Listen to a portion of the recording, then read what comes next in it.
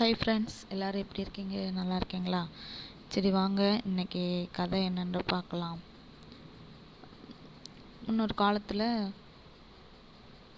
ஒரு ராணி வாழ்ந்துகிட்டு இருந்தா. அந்த ராணி என்ன பண்ணுறா அப்படின்னா, தன்னோட மக்கள் தன் பேச்சை மீறக்கூடாது அப்படின்றதுக்காக, அதே போல் தன்னை எதிர்த்து எந்த புரட்சியும் அவங்க பண்ணிடக்கூடாது அப்படின்ட்டு அவங்களுக்கு முதுகில் ஒரு குறியீடு மாதிரி வரைஞ்சிரா. இந்த குறியீடு போட்டு இருக்கிறவங்க எல்லாருமே ராணியை என்ன பண்ண முடியாது, எதிர்த்து பேச முடியாது. அப்படியே அவங்க ராணியை எதிர்த்து பேசினாலும் மர்மமான முறையில் இறந்து போயிடுவாங்க. அதே போல் இந்த குறியீடு இருக்கிறவங்க 40 வயசுக்கு மேலே உயிரோடு இருக்க மாட்டாங்க. அது பிற்காலத்துலேயும், அதாவது அந்த ராணி இறந்து பல வருஷம் ஆனாலும் அந்த சாபம் என்ன அப்படின்னா அவங்களோட ஜென்மமாக துரத்திக்கிட்டே வருது. இப்போ இந்த சாபத்தை போக்கணும் அப்படின்னா அவங்க ஒரு 2 விஷயம் கண்டுபிடிச்சா தான் அந்த சாபத்திலேருந்து அவங்க மீள முடியும். ஒன்று என்ன அப்படின்னா, ஒரு ஆமையின் ஓட்டு மேலே அந்த ராணி சாபம் நீங்கிறதுக்கான வழிமுறைகளை எழுதி வச்சிருப்பா. இன்னொன்று என்ன அப்படின்னு சொல்லி பார்த்தா, அந்த ஆமை ஓட்டில் எழுதியிருந்த அந்த சாபத்தை படிக்கணும் அப்படின்னா அதுக்கு ஒரு ஒளி தேவைப்படும். அந்த ஒளி நீல கலர் ஒரு கண்ணாடி பந்து. அந்த பந்து நிலா வெளிச்சம் பட்டு அதிலிருந்து வெளிவரக்கூடிய அந்த வெளிச்சத்தில் தான் இந்த ஆமை மேலே இருக்கக்கூடிய அந்த எழுத்து எல்லாம் தெரிய ஆரம்பிக்கும். இந்த மாதிரி அந்த ராணி இந்த சாபம் நீங்கிறதுக்கான வழிமுறையை பண்ணி வச்சிருக்கா. பல வருஷம் ஆயும் அதுக்கு பின்னாடி வந்த மக்கள் எல்லாம் இந்த 2 விஷயத்தையும் தேடுறாங்க. ஆனால் அவங்களுக்கு இந்த ஆமையின் ஓடு கிடைச்சிடும். ஆனால் அந்த நீல கண்ணாடி பந்து மட்டும் எங்கே இருக்குது அப்படின்றது யாருக்குமே தெரியல. இதுக்காக நிறையா பேர் நிறையா புத்தகங்கள், வேத நூல்கள் எல்லாம் படித்து பார்க்குறாங்க. ஆனால் சரியான ஒரு பாதையோ இல்லை அது எப்படி போகணும் அப்படின்ற வழிமுறைகளோ யாருக்குமே தெரியலை. அப்போ இதே போல் அந்த கிராமத்தில் இருந்த ஒரு 3 பசங்களும் அவங்க கூடயே ஒரு 2 பொண்ணுங்க இருப்பாங்க. அவங்க அது போக அந்த ஊர் மன்ற தலைவர், கிராமத்தில் இருக்கக்கூடிய ஒரு தலைவர்னு கூட சொல்லலாம். இவங்கெல்லாம் என்ன பண்ணுறாங்க அப்படின்னா, இவங்களோட தலைமுறை காலம் வரும்ல, அவங்க டயத்தப்ப நம்மளோட முன்னோர்கள் இதெல்லாம் தேடி கண்டுபிடிக்கணும்னு நினச்சாங்க. ஆனால் அவங்களால முடியலை. நாம் என்ன பண்ணணும், நம்மளை சார்ந்து இருக்கக்கூடிய மக்கள் நல்லா இருக்கணும் அப்படின்னா நாம் கண்டிப்பாக அந்த நீல கண்ணாடி பந்தை கண்டுபிடிச்சே ஆகணும் அப்படின்ட்டு அந்த தேடுதல் பணியை இவங்க ஆரம்பிக்கிறாங்க. அப்போ ஆரம்பிச்சுக்கிட்டு இருக்கையில் என்ன நடக்குது அப்படின்னா, இவங்களுக்கு வந்து ஒரு தகவல் ஒன்று கிடைக்குது. என்ன அப்படின்னா, ஒரு மனநிலை பாதிக்கப்பட்ட மருத்துவமனையில் ஒரு வயசான நபர் இருக்கார். அந்த நபர் வந்து இந்த நீல கண்ணாடி பந்தை வந்து தேடி போனதாகவும்,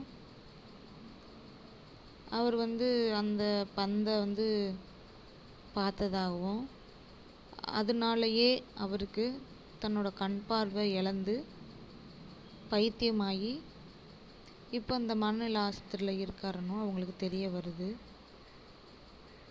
சரி, அவரை போய் நம்ம பார்த்தா நம்மளுக்கு ஏதாவது குழு கிடைக்கும் அப்படின்ட்டு இந்த 6 பேரும் போகிறாங்க. போனால் அவர் வந்து சொல்கிறாரு, நீங்கள் அதை தேடி போகாதீங்க, உங்களுக்கு இருக்கக்கூடிய வாழ்க்கையை நீங்கள் வாழுங்க. ஏன் எதனால இப்படி தெரியுறாங்க, ஏன் அந்த இதை வந்து கண்டுபிடிக்கணும் அப்படின்னா, இவங்க வந்து மேக்ஸிமம் 40 வயசு எழுதி மட்டும்தான் இருப்பாங்க, அந்த குறியீடு இருக்கக்கூடியவங்க. அதாவது இவங்க வந்து ராணி காலத்தில் இவங்களோட பூர்வ ஜென்மம் ராணியோடு இருந்திருப்பாங்கள்ல, அப்போ அவங்களுக்கு விதிக்கப்பட்ட சாபம் இத்தனை தலைமுறை தாண்டியும் அவங்கள வந்து என்னது பாதிப்பாகிட்டே இருக்குது. அதனால இந்த சாபத்திலேருந்து நம்ம தப்பிக்கணும் அப்படின்னா அந்த நீல கண்ணாடி பந்தை வந்து கண்டுபிடிச்சு இந்த சாபம் நீங்கிறதுக்கு வழிமுறை பண்ணணும்னு ஒவ்வொரு தலைமுறையும் பண்ணுறாங்க. ஆனால் அவங்களால கண்டுபிடிக்க முடியல. அதனால தான் இவங்களும் இந்த தேடுதல் பணியில் இறங்கியிருக்காங்க. அப்போ அவர், நீங்கள் போகாதீங்க, அங்கே போனதுனால தான் எனக்கு கண்ணே போச்சு அப்படின்ற மாதிரி சொல்கிறாங்க. நீங்கள் வந்து அதையெல்லாம் சொல்லாதீங்க, நீங்கள் எங்கே இருக்குது அப்படின்றத மட்டும் எங்களுக்கு சொல்லுங்கள், நாங்கள் கண்டிப்பாக அந்த பந்தை கண்டுபிடிச்சு எங்களோட சாபத்தை நீக்க தான் போகிறோம் அப்படின்ற மாதிரி சொல்கிறாங்க. அதுக்கு மேலே உங்கள் இஷ்டம் அப்படின்ட்டு பாம்பு மலை அங்கே தான் வந்து இந்த பந்து இருக்குது அப்படின்ற மாதிரி அவர் சொல்கிறாரு. உடனே இவங்க என்ன பண்ணுறாங்க அப்படின்னா, இந்த 6 பேரும், அதாவது அந்த கிராம தலைவர், அதாவது அவங்களுக்கு தலைவனாக இருப்பார்ல அவர், அது போக அந்த 3 ஜென்ஸு 2 லேடி, மொத்தமாக 6 பேரும் என்ன பண்ணுறாங்க, அதை தேடி அந்த மலைக்கு போகிறாங்க. அப்போ அந்த மலைக்கு கீழே இருக்கக்கூடிய கிராமத்தில் இந்த 6 பேர்த்தில் ஒருத்தர் இருப்பான். அவன் வந்து என்னென்னா, முன்னாடி வந்து ஆர்மியில் இருந்திருப்பான். ஆர்மியில் இருக்கப்போ இந்த கிராமத்தில் தான் வந்து அவன் கொஞ்ச நாள் வந்து தங்கியிருந்திருப்பான். அப்போ இவனை அந்த கிராமத்தில் இருக்க எல்லாருக்கும் தெரிஞ்சிருக்கும். அதனாலயே என்ன பண்ணுறாங்கன்னா, இவங்க 6 பேர்த்தையும் கூட்டிகிட்டு வந்து அவங்க வீட்டில் வச்சு எல்லாமே சாப்பாடு எல்லாம் அவங்க பண்ணி அந்த பாம்பு மலைக்கு போகிறதுக்கான வழியவும் நானே சொல்கிறேன் அப்படின்னு அவங்க சொல்கிறாங்க. சரி அப்படின்ட்டு இன்றைக்கி நைட் மட்டும் இங்கே நீங்கள் வந்து தங்கியிருந்துட்டு காலையில் போங்க அப்படின்னு சொல்லி சொல்கிறாங்க. உடனே இன்றைக்கி தங்கியிருக்காங்க. அப்போ அவங்க பொண்ணு வந்து ஒரு நெருப்பு பூச்சி இருக்கும். அந்த நெருப்பு பூச்சிலாம் நைட்டில் பார்த்திங்கன்னா ரொம்ப மின்னும். அதை பார்த்துட்டு இவங்கெல்லாம் ரொம்ப சந்தோஷப்படுவாங்க. அப்போ அந்த நெருப்பு பூச்சியோட தலைவனை இந்த பொண்ணு வந்து என்ன பண்ணியிருக்குன்னா, ஒரு டப்பாவில் போட்டு அடைச்சி வச்சுருக்கோம். அப்போ அந்த டப்பாவை வந்து ஓப்பன் பண்ணுனா அதில் இருக்கக்கூடிய அந்த ராஜாவோட வாசனையை பார்த்துட்டு மித்த பூச்சி எல்லாமே என்ன பண்ணுன்னா, அந்த ராஜாவோட வாசனையை பார்த்துட்டு அந்த இடத்த அப்படியே ரவுண்டாக சுற்றும். அதை மூடிட்டா அந்த வாடை வெளியே வரல அப்படின்னா அந்த பூச்சிகள் அது வாட்டில் அது அப்படியே சுற்றிக்கிட்டு தெரியும். அப்போ இவங்கெல்லாம் அதை பார்த்துட்டு ரொம்ப ஆச்சரியப்படுறாங்க. ஆமாம், இந்த நெருப்பு ராஜா வந்து அவரோட வாசனை வந்து இந்த மித்த பூச்சிங்கள்லாம் என்ன பண்ணும், வாடை பிடிச்சி இந்த நெருப்பு ராஜாவை காப்பாற்றுறதுக்காக வரும். ஒருவேளை இந்த நெருப்பு ராஜா வந்து இறந்து போயிடுச்சு அப்படின்னா இந்த பூச்சிகள் எல்லாமே என்ன பண்ணுங்க, சேர்ந்து அவரோடைய எரிஞ்சு செத்து போயிடும் அப்படின்ற மாதிரி அந்த பொண்ணு வந்து சொல்லு. உடனே அன்னைக்கு வந்து நைட்டில் அங்கே இருந்துட்டு அதில் இந்த ஒருத்தன் என்ன பண்ணுவான்னா, அந்த நெருப்பு ராஜா வச்சுருந்த டப்பை வந்து எடுத்துகிட்டு வந்துடுவான் இவங்களோட, அதாவது இவங்க இந்த இப்போ தேடுதல் வேட்டையில் போகிறாங்களே அவங்களோட அதை எடுத்துகிட்டு வந்துடுவான் ஒருத்தன். அப்போ இவங்க எல்லாரும் சேர்ந்து அந்த பாம்பமலைக்கு அடுத்த நாள் காலையில் கிளம்புறாங்க. அப்போ இந்த பொண்ணு தான் வந்து வழிகாட்டுது, இப்படி தான் போகணும் அப்படின்ட்டு. நீங்கள் போகையில் நைட் ஆனோடனே விஷவாயு வந்து பூமியில் வரும். அதனால் நீங்கள் வந்து பறக்கக்கூடிய ஒரு கன்னித்தீவு ஒன்று இருக்கும், அது மேலே நீங்கள் போயிருங்க அப்படின்ற மாதிரி அந்த பொண்ணு சொல்லும். சரின்ட்டு இவங்களும் அவங்கள்ட்ட பாய் சொல்லிவிட்டு கிளம்பிடுறாங்க. அப்போது ஒரு குகை மாதிரி இருக்கும், அந்த குகைக்குள்ளே வந்து அந்த தண்ணி ஆறு மாதிரி ஓடிட்டுருக்கும், அது வழியாக அப்படியே போவாங்க. போகையில் பார்த்திங்கன்னா மனுஷனை தின்னக்கூடிய சில மீன்கள்லாம் அங்கே இருக்கும். அந்த மீனில் வந்து ரத்தத்துளி பட்டாலே என்ன பண்ணிடும், மேலே வர ஆரம்பிச்சிடும். அதனால் ஜாக்கிரதையாக போகணும் அப்படின்லாம் சொல்லி இவங்க வழியை அனுப்பிச்சிடுவாங்க. அப்போ அவங்களும் அந்த குகையெல்லாம் தாண்டிடுறாங்க. தாண்டி கொஞ்சம் தூரம் போகிறாங்க. பார்த்தா இந்த டைனோசர் இருக்கும்ல அதுவாக இருக்குது. அப்போ இதை தாண்டி அவங்க வந்து என்ன பண்ணணும், அந்த கன்னித்தீவுக்கு போகணும், ஏன்னா நைட் ஆக போகுது. அப்போது இவங்க எல்லாரும் சேர்ந்து என்ன பண்ணுறாங்க, ரொம்ப சாகசம் பண்ணி அந்த தீவுக்கு போயிடுறாங்க. அப்போ அங்கே பார்த்திங்கன்னா ரொம்ப அழகாக இருக்கும் தண்ணி, அந்த பூக்கள்லாம் பார்க்க அந்த நைட் நேரத்தில் மின்னு நல்லா மின்னும். உடனே இவங்களுக்குள்ள ஒரு ஆசை, நாம் வந்து இந்த சாபத்தை போக்கிட்டா நம்ம 40 வயசுக்கு மேலேயும் தாண்டி வாழலாமே அப்படின்ற ஒரு ஆர்வத்தோடு இவங்களும் அடுத்த பயணத்தை தொடர்றாங்க. அதுக்கப்புறம் என்ன பண்ணுறாங்க, அந்த தீவில் இருந்து இறங்கி அந்த ரெட்டமலைக்கு போகக்கூடிய ஒரு படிக்கட்டு ஒன்று இருக்கும். அந்த படிக்கட்டில் போகிறாங்க. படிக்கட்டில் போய் ஏறி போனால் ஒரு பெரிய ஒரு கோட்டை ஒன்று தெரியுது. அந்த கோட்டையில் ஒரு தலைவர் மாதிரி ஒரு சிலை இருக்குது. அந்த சிலையோட கையில் தான் இந்த நீல பந்து இருக்குது. அப்போது இவங்க ரொம்ப சந்தோஷப்படுறாங்க, நம்ம வந்து இந்த நீல பந்தை பார்த்துட்டோம், நம்ம இந்த நீல பந்தை எடுத்துகிட்டு போயிடலாம் அப்படின்ட்டு. அப்படி நினச்சி இவங்க என்ன பண்ணுறாங்க, அந்த நீலப்பந்தை எடுக்கிறதுக்காக போகிறாங்க. ஆனால் என்ன ஆகுது, அது ஒரு கற்பனை மாதிரி மாறிடுது. இப்போ பார்த்தீங்கன்னா அவங்க எங்கே இருக்காங்க அப்படின்னா, ஒரு மலைக்கு அடியில் கிரவுண்ட் ஃப்ளோரில் இருக்காங்க. அப்போ அது பக்கத்தில் பெரிய குளம் ஒன்று இருக்குது. அந்த குளத்துலேருந்து ஒரு பெரிய ராட்சச நண்டு ஒன்று வருது. அப்போ அந்த தலைவர் சொல்கிறாரு, இந்த ராட்சச நண்டு வந்து எவ்வளோ தான் அடிபட்டாலும் திருப்பி அதே குளத்துக்குள்ளே போயிடுச்சுன்னா அதோட காயங்கள்லாம் ஆறிடும் அப்படின்ட்டு. இப்போ என்ன பண்ணுது, அந்த நண்டு வந்து இவங்களை கொல்றதுக்காக வருது. இவங்களும் என்னென்னமோ போராடி அந்த நண்டை வந்து கொல்றதுக்கு பார்ப்பாங்க. ஆனால் திருப்பி என்ன பண்ணிடும், அது அந்த குளத்துக்குள்ளே போக ஆரம்பிக்கும். இவங்கள தடுத்து பார்ப்பாங்க, ஆனால் அதை மீறியும் அது உள்ளே போயிடும். இப்போ அவங்களுக்குள்ள ஒரு யோசனை என்னென்னா, ரத்தம் பட்டுச்சு அப்படின்னா அந்த தண்ணியில் ரத்தம் பட்டுச்சுன்னா அந்த மனித கொல்லக்கூடிய அந்த மீன்கள்லாம் வரும்ல, இது தெரிஞ்சு என்ன பண்ணுறோம் அப்படின்னா, அந்த நண்டை வந்து காயப்படுத்தி ரத்தம் வர வச்சு அந்த தண்ணியில் தள்ளுறாங்க. உடனே என்ன ஆகுது, அந்த மீன்லாம் வந்து அந்த நண்டை ஃபுல்லாக சாப்பிட்டு அதை கொன்றுது. உடனே அதுலேருந்து தப்பிச்சு அடுத்து போகலாம் அப்படின்னு சொல்லிட்டு ரெடி ஆகிறாங்க. ஆனால் இப்போ அந்த தலைவர் என்ன சொல்கிறாரு அப்படின்னா, இல்லை இதுக்கு மேலே நம்ம போனால் நம்ம உயிருக்கு ஆபத்து, அதனால் வாங்க நம்ம திருப்பி போயிடலாம், நானாவது வயசானவன், எனக்கு வந்து அவ்வளோதான், எனக்கான 40 வயசு அடுத்து ஆரம்பிச்சிருச்சு, அதனால் நான் செத்துருவேன், நீங்கள் வாழ வேண்டிய வயசு, அதனால் வாங்க போகலாம் அப்படின்னு சொல்லுவார்.